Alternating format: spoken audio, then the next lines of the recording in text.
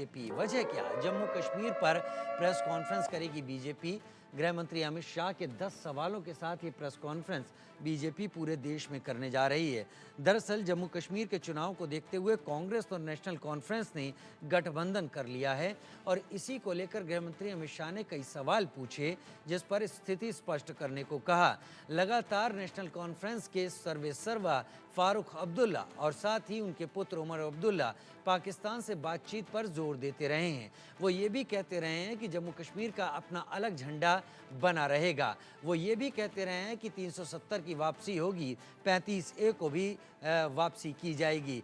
और इसी को लेकर कांग्रेस से पूछा जा रहा है कि इस पर कांग्रेस क्या रुख रखती है। जम्मू कश्मीर की 90 सीटों पर होने वाले विधानसभा चुनाव से पहले कांग्रेस और नेशनल कॉन्फ्रेंस के गठबंधन पर केंद्रीय गृह मंत्री अमित शाह ने जमकर निशाना साधा। उन्होंने राहुल गांधी और कांग्रेस से 10 सवाल पूछे और जवाब भी मांगा।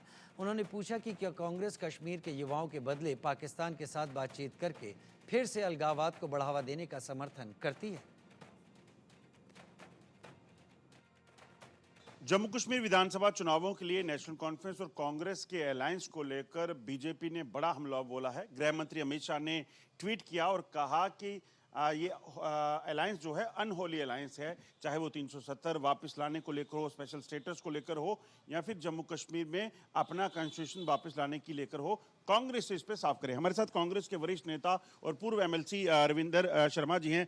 रविंदर जी, सीधे सवाल आप पर उठ रहे हैं कि बताइए, ये जो अलायंस है अनहोली अलायंस है और इसको लेकर क्या देश भर में आप क्लैरिफिकेशन देंगे कि ये 370 आप भी वापस लाना चाहते हैं? देखिए, हमारा उनसे ये सवाल है कि जब बीजेपी ने PDP के साथ गठबंधन किया था तो उनका अलायंस होली था क्या? वो नॉर्थ पोल साउथ पोल की सरकार जो विफल रही और कहीं नॉर्थ पोल साउथ पोल मिलता नहीं, उन्होंने यहाँ मिला करके जम्मू कश्मीर की तबाही की। PDP का एजेंडा तो नेशनल कॉन्फ्रेंस के 370 से आगे था, सेल्फ रूल, और बीजेपी का एजेंडा था 370 को हटाना। फिर भी मौका प्रस्ती की राजनीति और पावर के नशे में बीजेपी ने PDP के साथ गठबंधन सरकार चलाई, जबकि वोट मांगने के लिए उन्होंने कहा कि बाप बेटी और बाप बेटे को रोकने के लिए PDP और नेशनल कॉन्फ्रेंस रोकने के लिए वोट हमको दो, ये प्रधानमंत्री मोदी जी ने कहा। लेकिन जब सरकार की बात आई 2 महीने बाद सरकार बना ली। और आज भी जिन पार्टियों के साथ उनका लोकसभा में गठबंधन रहा, उनकी पृष्ठभूमि देखिए, वो तो अलगाववाद की राजनीति से आते हैं। और जिनके साथ अनहोली अंडरहैंड अंडरस्टैंडिंग चल रही है, वो कौन लोग हैं? जिन लोगों को कल तक वो देशद्रोही कहते हैं, दूसरे दिन सहयोगी बना लेते हैं।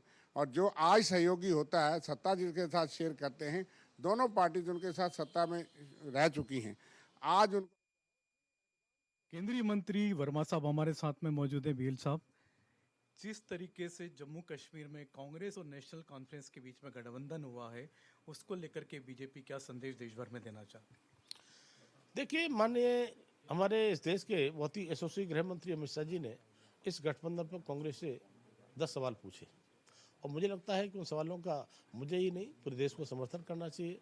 और धारा 370 जिसकी लंबे समय से हम लोग मांग करते रहते और माननीय प्रधानमंत्री मोदी जी के नेतृत्व में यशस्वी गृह मंत्री अमित शाह जी ने उस धारा 370 को हटा करके उस जम्मू कश्मीर को विकास के रास्ते पर आगे ले जाने का काम किया है। कभी हम नारा लगाते थे, जहाँ हुए बलिदान मुखर्जी कश्मीर हमारा है, कहाँ तिरंगा लगाने के लिए लाल चौक पर क्या क्या नहीं करना पड़ता था। आज तिरंगा केवल शान से लाल चौक पर ही नहीं फहराता है, पूरे जम्मू कश्मीर में तिरंगा फहराता है। और आवश्यकता पड़ती है, हर ग्रह तिरंगा का अभियान जब चलता है तो डल झील में तिरंगा यात्रा निकाली जाती है। मैं भी जम्मू कश्मीर में बहुत सारे कार्यक्रम में जाता हूँ, तब देखता हूँ आज कोई भी कार्यक्रम होते हैं, पहले शान से तिरंगा लगाया जाता है, उसके बाद राष्ट्रगान होता है, कार्यक्रम के बाद में फिर से राष्ट्रगान होता है। ये देशभक्ति का भाव और तिरंगे के सम्मान का भाव जगह है। तो जम्मू कश्मीर में माननीय अमित शाह जी ने धारा 370 हटाने के बाद में ये किया है। तब स्पष्ट रूप से बड़ा सवाल है, क्या राहुल गांधी को जवाब देना चाहिए कि धारा 370 के बारे में उनकी राय क्या है, क्या वो वापस लेने की अपील करते हैं? तब मुझे लगता है 10 सवाल का जवाब जब वो देंगे तो शायद वो दे नहीं पाएंगे।